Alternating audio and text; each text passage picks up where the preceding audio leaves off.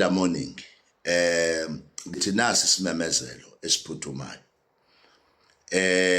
Ngiyabona ukuthi all over i-MK Labour Desk is in action. Ngithi ke on Thursday ngizocela ukuthi sibe neclass online ku TikTok where all sub-regions ngoba into ye-MK Labour Desk isebenza ngama sub-regions kahle because ilapho khona kukhona ama small towns bekwazi abantu ukuhamba beyokwenza ama programs ethu bengena isitolo nesitolo babuka ukusebenza komsebenzi esitolo. It's good that we are approaching i-MK Labour Desk programs ngalendlela esi-approacha ngayo, kodwa for ukubalekela ukuthi egcineni ninga-approach iy'nkampane ngenjongo yokulwa ungenayo i-information, ngoba ngiyabona ukuthi as much as sisebenza kodwa asikho consistent to the labor law or to the basic condition of employment or the LRA. So that means asikho ke in line with ukusebenza into yabasebenzi, and kufanele umuntu ozongena kwi-space sabasebenza kube umuntu well trained, kube umuntu futhi noma kube umuntu one background yoku-understanda into yabasebenzi, ngabe shop steward, ngabe organizer, ngabe lawyer or whatsoever.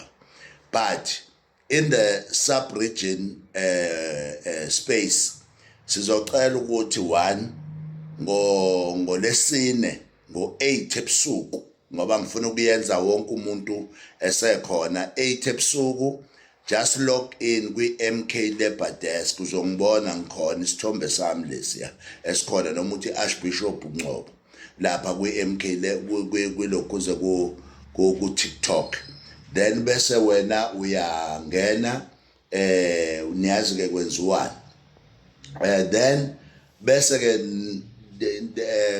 Thursday sibe nomhlangano ke nje wokuthi sifundisane, ngoba la ku-MK kuyacaca ukuthi i-MK Labour Desk iyona ezosilekelela kakhulu ey'ndaweni zokuhlala, la khona sobe silungisa izinto emafemini, silungisa izinto ey'koleni, silungisa izinto ey'bhedlela, silungisa izinto kumasipala, silungisa izinto ey'tolo nje in general, whereby kufanele singene sibuze ukuthi abantu bakithi bahola kanjani.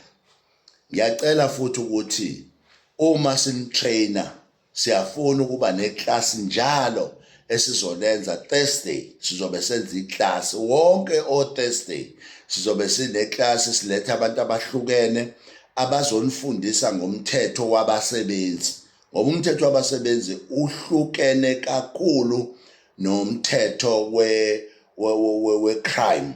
Kufanele nikwazi lokho. Criminally and labor is a very different thing. So kufanele sokhuluma la ngokuthi umsebenzi kusizakala kanjani. Nabo abasebenzi they can be part of leli class esikhuluma ngalo. Umuntu akaqale manje ayiloge in ku TikTok wami, sizokwazi ukuthi silethe abantu.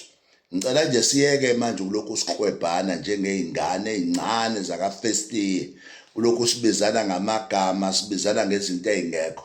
Okubalekile ukuthi umuntu wonke womkhonto wesizwe unelungelo kwi-MK Labour Desk, ngoba iyona esizokhulula ngayo umuntu owumsebenzi. Asingalwi-ke sodwa, ngoba ukulwa sodwa akusilekeleli sitha sikhona ekumele sibhekane naso, okuyisona esicindezele abasebenzi. Njengoba ningibona ngingakaze ngisho lutho nje, ngingakaze ngimtshene izinto ey'ningi, because ngiya-understand ukuthi sonke kufanele siyisebenze lento yomkhonto, sisebenze thoroughly. Umuntu owumkhonto understand ukuthi silana ukuzonceda abasebenzi, and we are not allowed ukuthatha imali kubaqashi.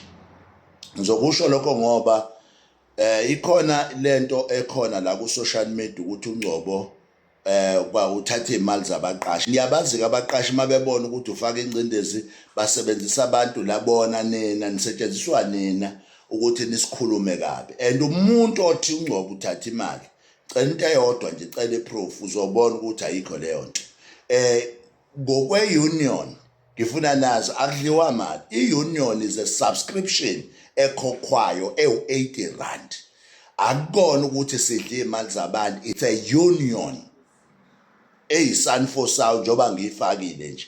Akusikona umuntu mawuzuthi uNgcobo udla imali nje, it's about a union ekuyiyona esisebenza ngayo, okuyiyona eregistile kwa-Labour. Ngoba awukwazi ukulwa into ye-MK Labour Desk ungenayo i-union, because you have to take abasebenzi kwi-right yokuthi bakwazi ukubuya kwa-CCMA, kwa-Bargaining Council, kwale-Labour Court nge-union, hayi nge-MK Labour Desk. Kungakho kufanele sinifundise, ngoba at the end of the day nizohambe nilwe izimpi ezingenasicoco.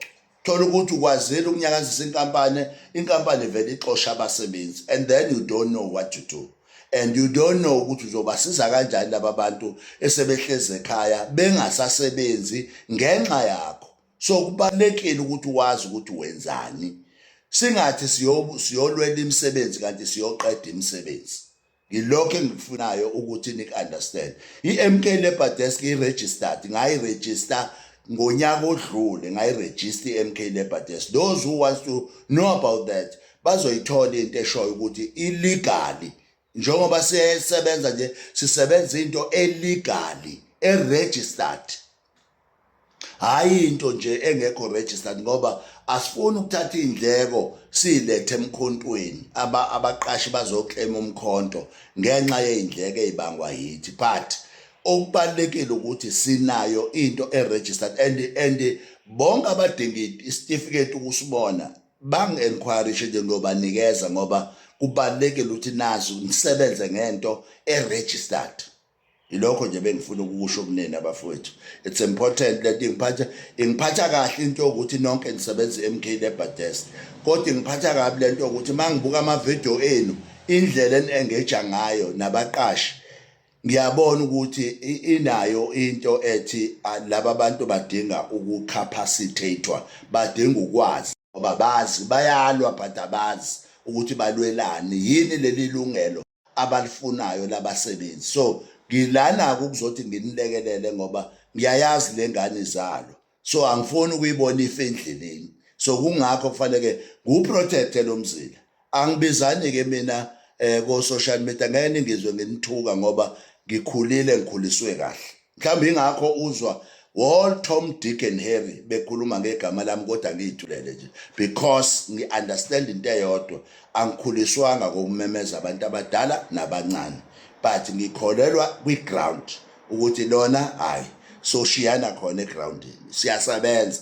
Nawe sebenza, uyeke ukunginaka, nami ngizosebenza, nawe uzosebenza. Uyeke lento yokulokhu sibizana ngamagama abhedayo, kusho ukuthi nje u-ignorant, awazi. Umuntu ongazi-ke uyinkinga, ngoba akafuni ukungena kwi-competition, instead ubona ukuthi ngcono athuka abantu.